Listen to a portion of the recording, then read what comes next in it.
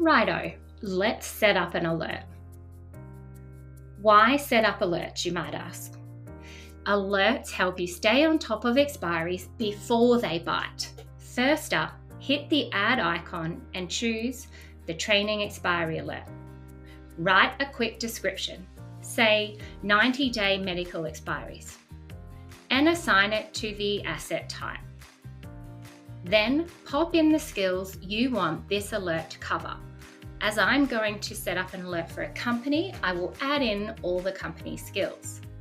Set your expiry days. 90 is the default, but you can roll with 30, 60, or whatever suits.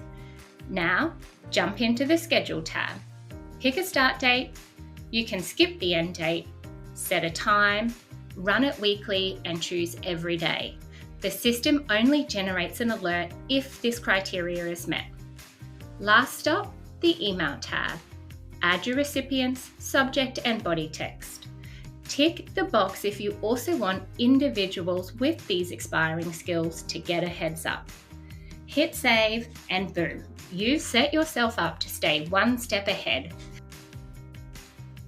If you're wondering why you're not getting an alert, it could be that you haven't set an end date on an attainment in a profile, or that the criteria has not yet been met.